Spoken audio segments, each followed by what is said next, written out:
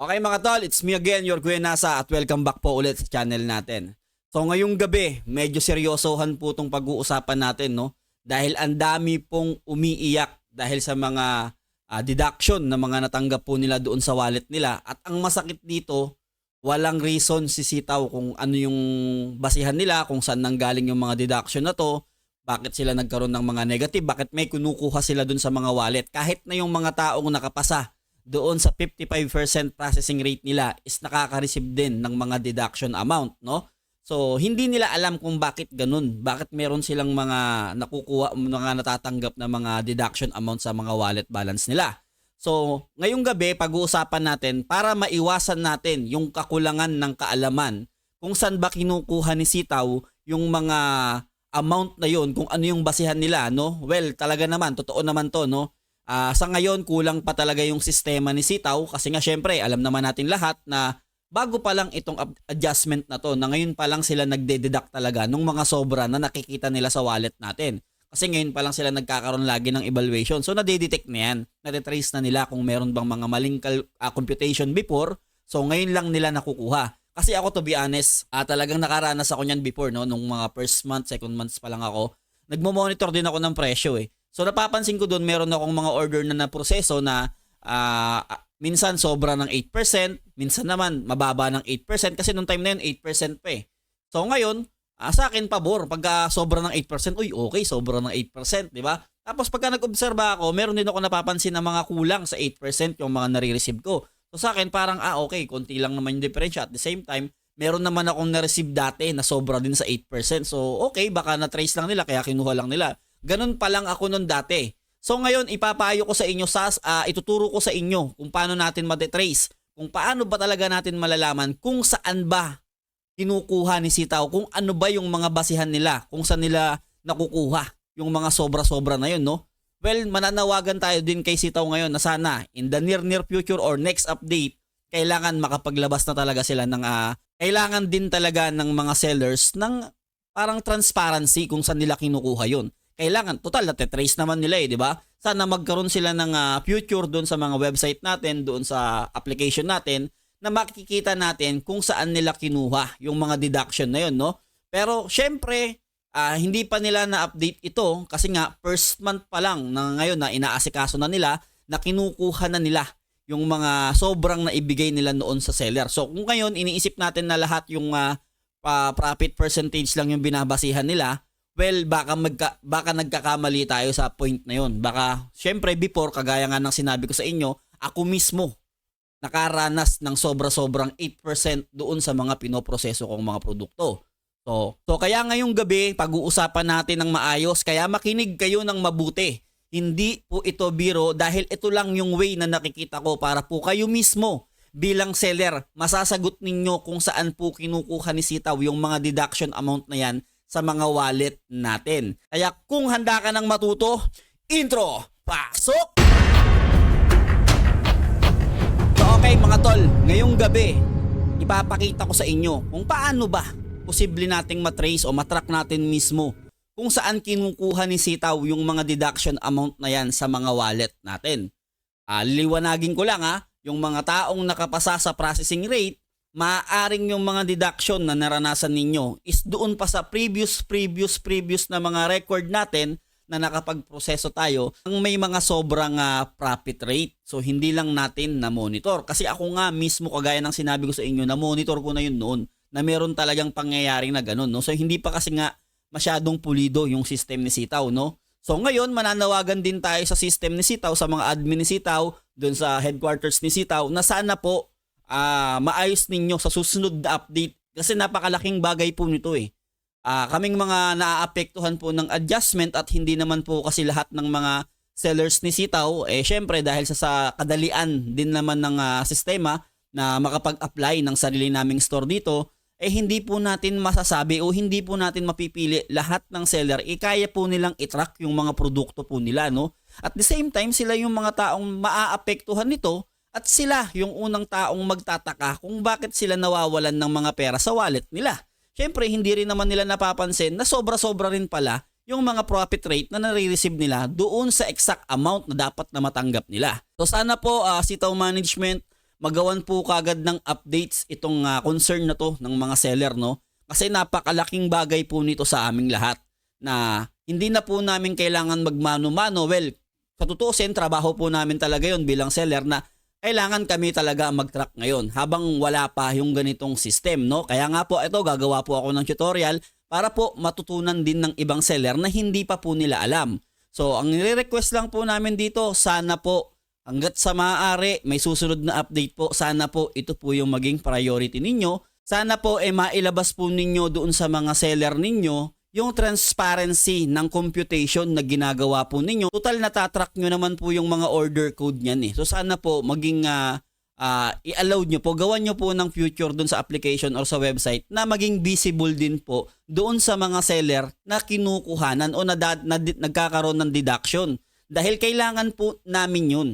No, para naman po masabi namin na lahat is clear. Makita po namin kung saan po nanggaling yun. Lalong-lalo na doon sa mga seller na wala pong kakayahang mag-track ng mga produkto na tinatransaksyon nila. So, sana po, hindi naman po sa nag-aapura po kami, pero sa nakikita ko pong sistema ngayon, kung meron pong isang bigyan ng diin o bigyan ng pansin sa susunod na update, is kasama po itong pagiging transparent ninyo doon sa mga taong maapektuhan ng mga deduction. Kasi kasama na po sa rules to ngayon di ba? So ngayon buwan na to, pwede pang excuse to na hindi nyo pa po na isama doon sa panibagong update na wala pa kaming transparency, na may transparency na kami, hindi nyo na isama. So ngayon po, sana na nakita nyo na po yung epekto doon sa mga seller na marami po talagang hindi nakakapag-record, na hindi mga nagtatrack ng kanilang mga product na pinoproseso. So sana po, no, mabigyang pansin itong video namin na to, na nananawagan po kami na sa susunod na update po, pakiusap, please, sana po bigyan nyo po kami ng transparency record doon sa mga deduction po na nagagawa ninyo doon sa aming account. Para nang sa ganun naman po is ma-realize din po namin at makita rin po namin, ma-review po namin kahit nagaling po sa inyo, no? So yun lang po. So ngayon naman mga tol, bilang seller, may sermon din ako sa inyo, no?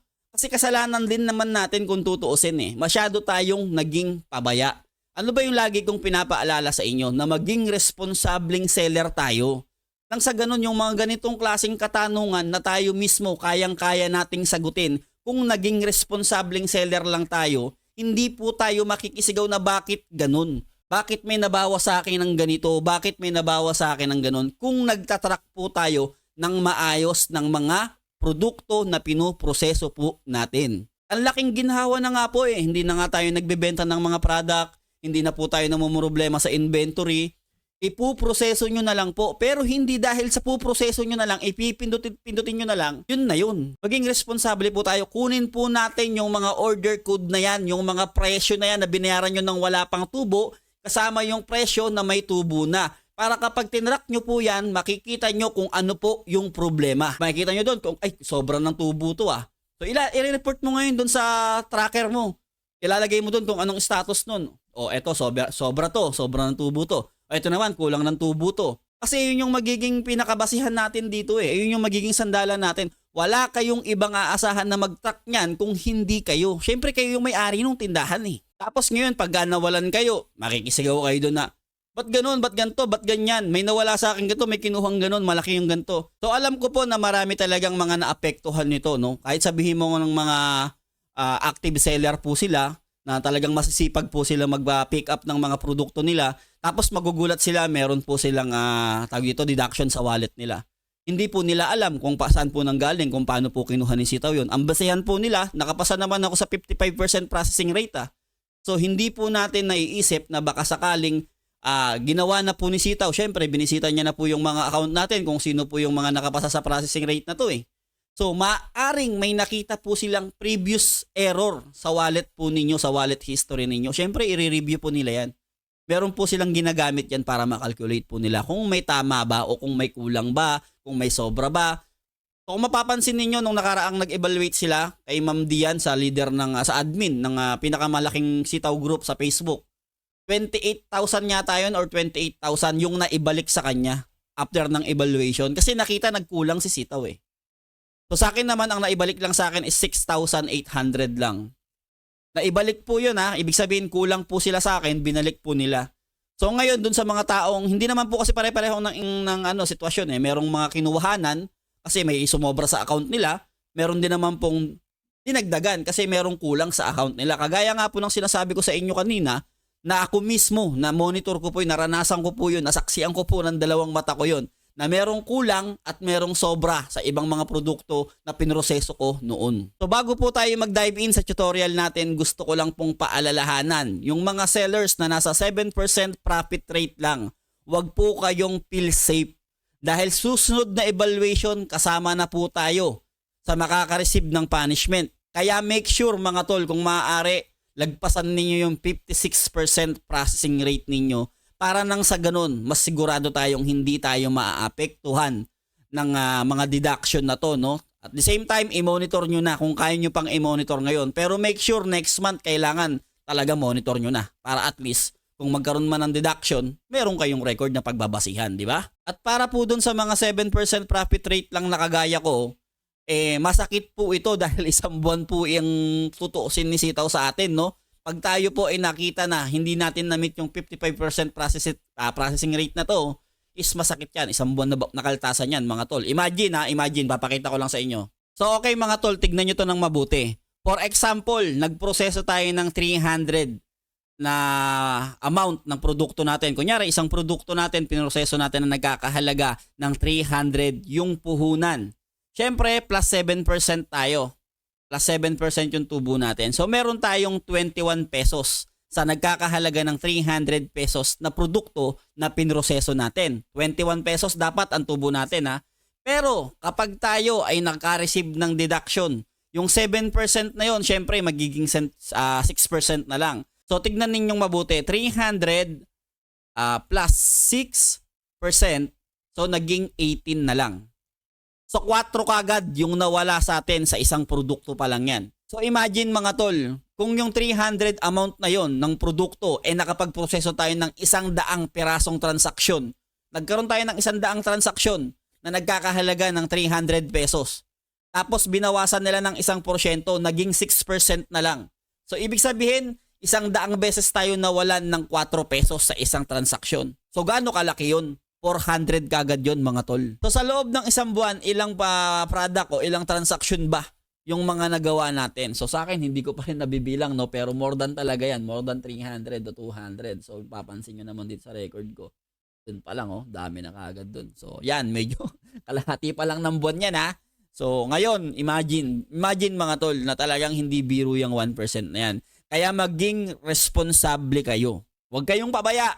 So ngayon tuturuan ko na kayo kung paano sa tingin ko mga tol ito yung makakasagot sa mga tanong natin na kung saan kinukuha ni Sitaw, kung saan nanggaling yung mga deduction na yon na tayo mismo pwede nating sagutin kung gagawin natin tong ganitong klase ng sistema ng pagmo-monitor sa ating mga product na pinoproseso sa loob ng sarili nating tindahan. Maging responsable kayo mga tol. Paulit-ulit ko namang sinasabi sa inyo yan. Kayo rin naman yung magbe-benefit dyan. So ngayon, pagka naging pabaya kayo, kayo rin mismo yung maaapektuhan yan. Hindi ako, hindi sila, hindi yung kapitbahay mo. Ikaw pa rin. Kaya maging responsable ka. So tara, bago ko pa kayo paluin sa puwet, magsimula na tayo ng tutorial. Pasok tayo! So okay mga tol, kung mapapansin nyo ngayon, yung processing rate natin, meron pa tayong 58% dito, no? So nag-process kasi tayo kanina ng order. Pero aaminin ko sa inyo kahapon hindi na naman ako nakapag-pick up.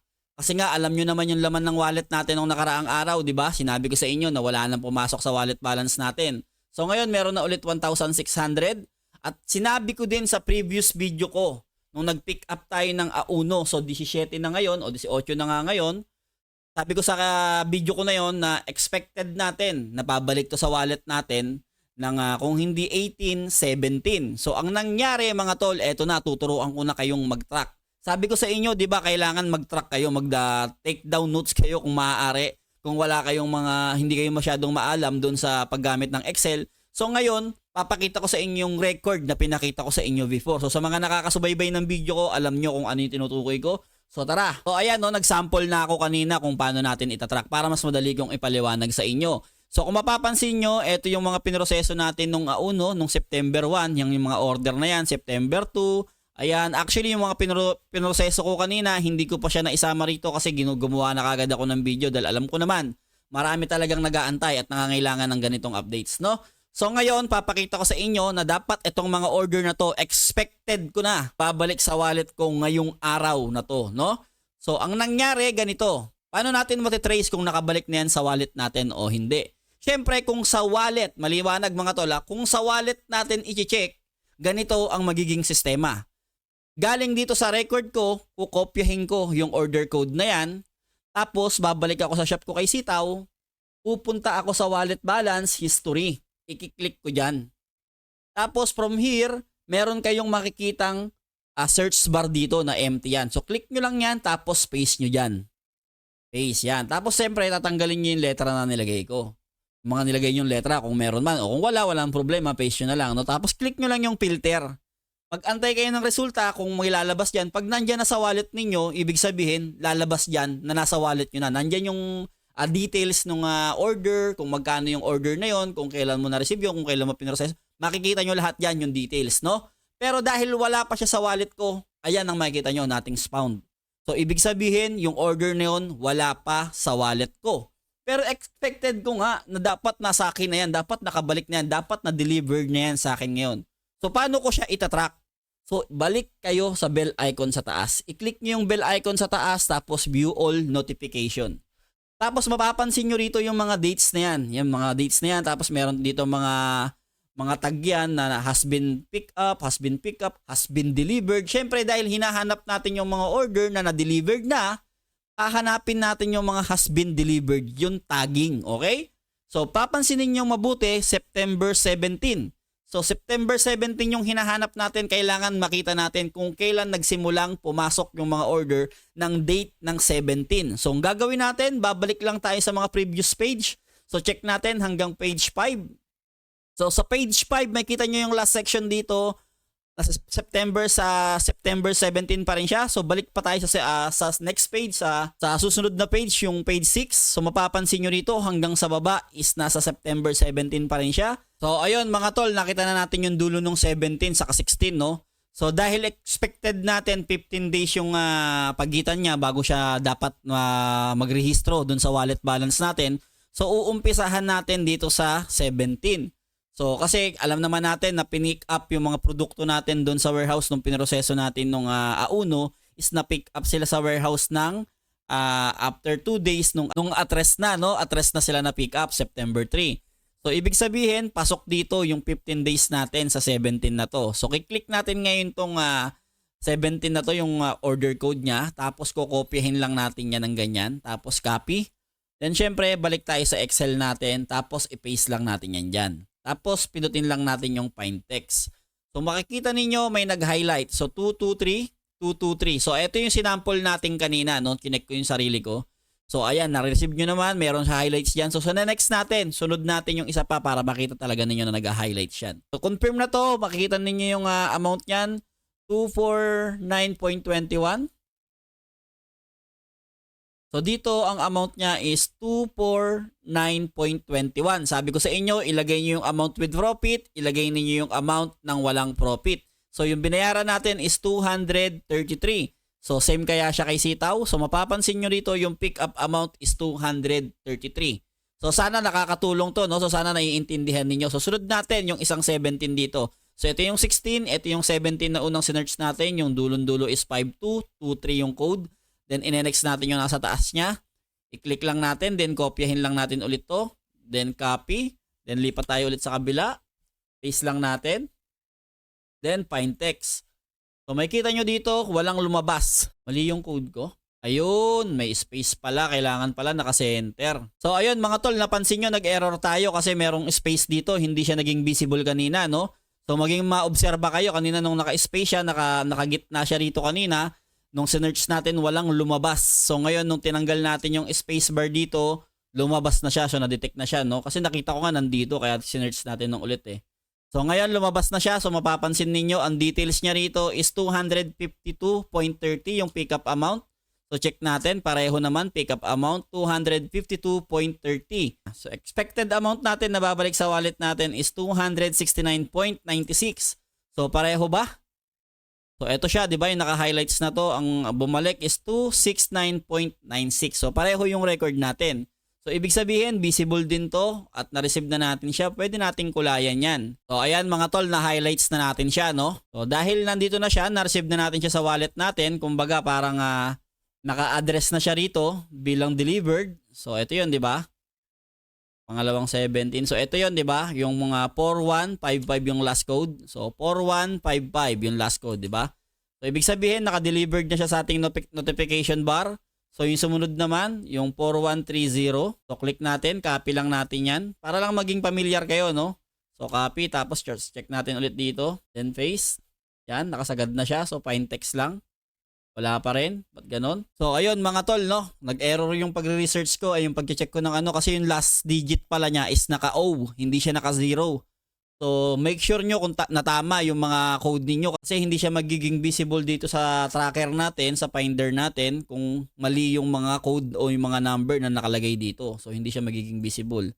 So make sure guys natama yung ating ginagawa. So, kung mapapansin ninyo dito, pare-parehas yung order code na yan. Kaya kailangan maging matyaga talaga tayo dito mga tol. Kala nyo ganun-ganun lang si Sitaw Kailangan nating gawin to para nang sa ganun hindi kayo sa napapabilang sa mga nakikisigaw dyan na bakit kung paano nangyari yun, no?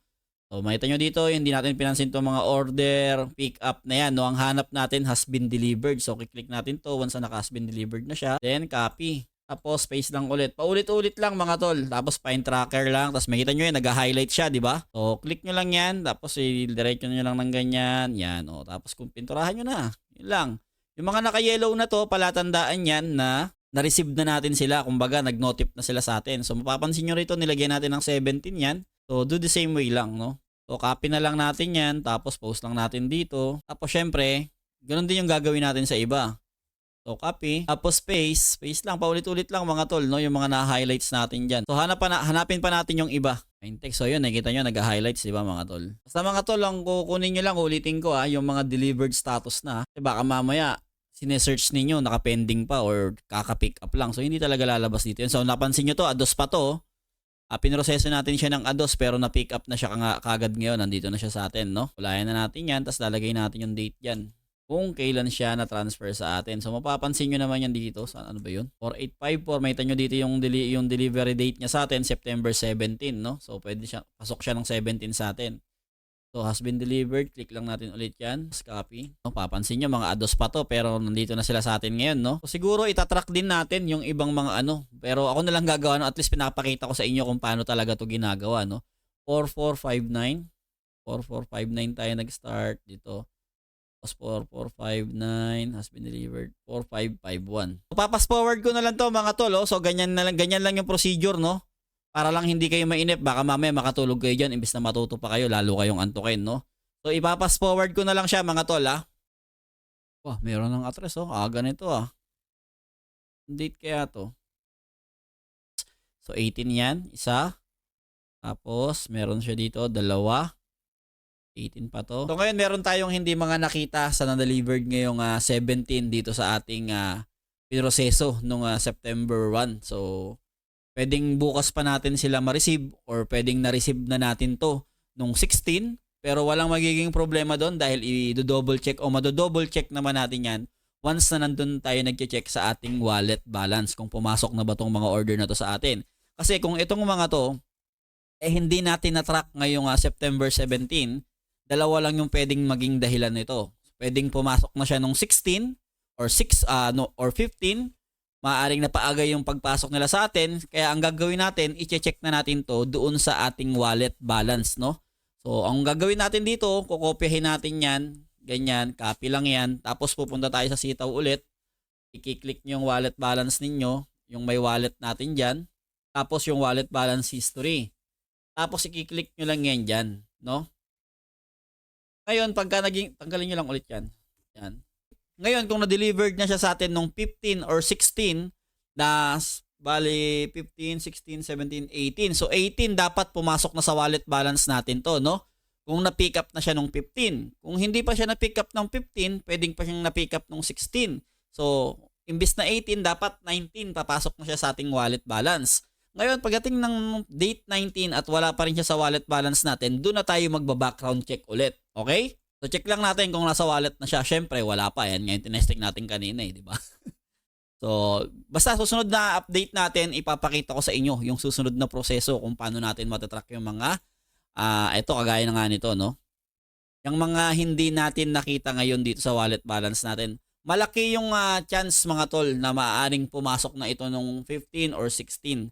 So ngayon makikita nyo na rito, marami nang na-deliver sa atin nung ano no, nung merong napaaga, merong na late. Dapat itong mga uuno na to, dapat nagre-rehistro na sila sa atin, no? So lakihan natin. So medyo marami-rami na pala, no? Yung mga pumasok sa wallet din natin. So lagyan na lang natin sila ng 17 para alam natin kung kailan matatrack. Pero tutuusin, hindi ko na kailangang lagyan ng 17 to kung ako lang, no? Kasi alam ko naman na rin to at pamilyar na talaga ako. Kaya pansin nyo dito yung mga record natin, mahaba yan mga tol, no? So hanggang 15 yan mga tol, oh. Hindi ko pa nailagay dito yung pinroseso natin kanina, no? Nung 16. Sabi ko nga sa inyo, 17 di tayo nakapag-process, no? So yan, yung mga record natin. So mapapansin nyo rito, marami nang bumalik sa atin nung 17, no? Nag-check tayo ng 17. So ibig sabihin pala, parang maganda yata i-check ko rin yung 16, no? Pero syempre ako na lang ang gagawa nun. So makikita nyo dito, kagaya ng format natin, meron tayong nakalagay dito ng amount, kung magkano yung binayaran ko nung wala pang tubo. Syempre chinek ko na yan habang ginagawa ko kaninang pino-forward natin. Syempre chinek ko rin yung amount with profit. So ngayon na-confirm na natin na tama yung mga tama yung mga tagging nila, pati nung mga price nila. So, wala akong naging issue dahil kung meron akong nakitang maling tagging o pwedeng kulang yung pumasok sa akin with profit, lalagay natin dito kung magkano yung kulang, magkano yung sobra, para nang sa ganun, mas madali ninyong matatrack, mas madali ninyong matitrace, madali ninyong makukwenta kung magkano yung expected amount ninyo na kukunin ni Sitaw sa inyo kung sakali mang merong sobra or kung sakali mang merong kayong hindi na meet na processing rate, sinasabing 55% processing rate na yan, no? At least alam nyo na mismo sa sarili ninyo na merong kukuning ganitong amount. Ilalagay nyo lang dito kung sakali nagkaroon sila ng sobrang pasok dun sa wallet ninyo. Imbis na 200, ito, sum natin. For example, nagkaroon sila ng pagkakamali dito. Binayaran mo ng amount ng 204. Tapos ang expected amount mo na papasok sa wallet balance mo is 219. Pero ang rumihistro dun sa wallet mo is 225. So ilagay mo dito yung sobra. 'Di ba? Para maiisip mo, i-add mo na, oy, sobra sila ng 5 piso. Pagka nagka-evaluation, kukunin tong 5 na to sigurado. Para mas madali ninyong natatrack, 'di ba? Expected niyo yung amount, alam niyo kung saan nanggagaling. Ngayon, kung kulang naman sila, ganun din yung sistema. So, in-expect mo na papasok sa iyo yung wallet sa wallet mo na may kasamang tubo ng 219, pero ang pumasok lang is 215. So lagay mo rito ulit. Kulang sila ng 4, lagay mo. Depende sa iyo kung anong kulay yung palatandaan mo ng kulang, saka yung sobra nasa iyo na yun, no? Diskarte mo na yan kung saan ka mas komportable. So nakita natin dito, hindi pa natin ito nalagyan ng 17. So copy lang, asan ba? So ganun yung mga diskarte mga tol, no? Para mas madali ninyong ma-monitor kung meron bang sobrang amount na pumasok sa wallet ninyo, meron bang kulang na amount na pumasok sa wallet ninyo. Walang ibang gagawa niyan kung hindi kayo. So ngayon mga tol, nakita ninyo kung paano posible na mamomonitor kung meron bang sobra, kung meron bang mga kulang na pumapasok sa mga wallet balance ninyo. Kayo mismo dapat maging responsable kayo. Kala nyo nakikita nyo gaganto-ganto lang ako, araw-araw nagbablog ako sa inyo, araw-araw pumapasok ako sa trabaho ko, araw-araw nagpipick up ako ng mga orders. Hindi nyo alam na meron palang dapat ginagawa na tracking doon sa mga pinoproseso ninyong mga produkto para kayo mismo nababantayan ninyo. Kasi kalimitan sa Pilipino, hindi kalimitan, karamihan sa mga Pilipino talaga, kinatatamaran yung ganito. Tapos pagka nagkaroon ng resulta doon sa wallet balance nila, mga negative, unang-una pa silang magre-react. So hindi ko kayo inaaway mga tol, hindi ko kayo parang dinadown. Sinesermonan ko kayo para ma-realize ninyo na may mali rin kayo. Hindi lahat kasalanan ng admin, hindi lahat kasalanan ni Sitaw. Oo, kulang na nga yung sistema nila, kulang pa. Kasi alam naman natin na bago yung system, di ba? Hindi pa ganun kapulido. Paulit-ulit natin sinasabi yan at alam nating lahat yan na hindi pa kumpleto yung sistema. Kaya syempre bilang seller, maging responsable kayo sa sarili ninyong pag-aari. Pera nyo yan eh. Tapos magtatampo kayo kapag nag-report kayo, hindi kayo napansin. Tol, paano pa tayo lalong mapapagbilis? Paano pang mapapabilis yung pag-update, pagiging kumpleto ng system natin? Kung at the same time tayo mismo na mga seller, hindi natin ginagampanan yung mga tungkulin na dapat ginagampanan naman natin. Kung lahat ng system, kung lahat ng mga detalye iaasa natin sa admin, lalo tayong matatagalan sa pag-abante. Kasi kaya nyo namang i-monitor eh. 'Di ba? Ang problema, hindi natin ginagawa. Huwag kayong magagalit sa akin mga tol, real talk lang. May kapabayaan tayo, kaya tayo nagkakaganito. 'Di ba? Kasi hindi naman kayo magtataka, hindi kayo magtatanong. Aminin niyo sa sarili niyo, kung nadagdagan yung wallet ninyo, tuwan-tuwa kayo, 'di ba? Pero nung nabawasan yung wallet ninyo, galit kayo. Kailangan nyo ng sagot. Real talkan lang mga tol, 'di ba? Ngayon, kung kayo, alam ninyo, kagaya ng comment dito, papakita ko sa inyo ha. Ito, hindi ko po sinasabi na mali yung si kinoment niya rito. Kumbaga, para lang din lahat, no? Actually, meron kami ng pag-usapang ganito sa group namin.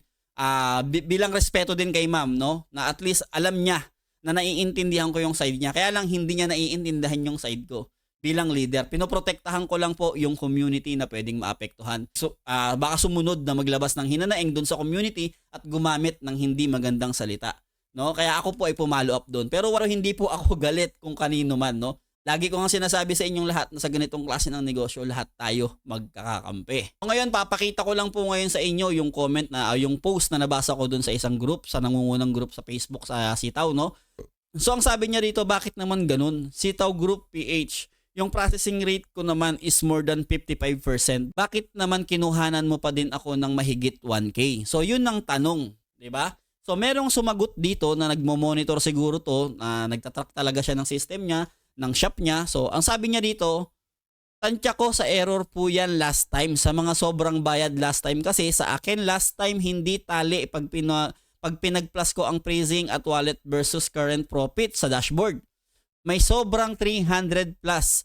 Now, kinuha na nila, pansin ko lang nagtali na. Nung nabilang ko, sobra kukunin din daw. Now, kinuha na nila, pansin ko nagtali na kasi yan din sabi ng AS ko. Nung nabilang kong sobra, ang sabi ng AS niya siguro kukunin din daw. Ganyan din sa isang affiliate ko. Sobra siya ng 3K profit. Ayun, kinuha na din kanina. So, ibig sabihin dito mga tol, yung mga kinukuha sa wallet balance natin is may history. Nakita nila na sumubra sa inyo. Ang problema lang, hindi tayo aware. So, ibig sabihin mga tol, yung sagot mismo kaya nating sagutin kung tayo mismo nagmo-monitor ng shop natin. Kung lahat ng mga produkto na pinoproseso natin, nababantayan natin, chinecheck natin ng maigi, pag may kinuha sa wallet balance natin, tayo mismo sa sarili natin alam natin yung sagot kung bakit. Hindi natin kailangang iasa o itanong pa sa admin kung tayo mismo bilang seller responsable. Kagaya nga ng sinabi ko, may mali din yung sitaw pero hindi natin sila masisisi. Alam naman nating lahat na bago tong policy na to,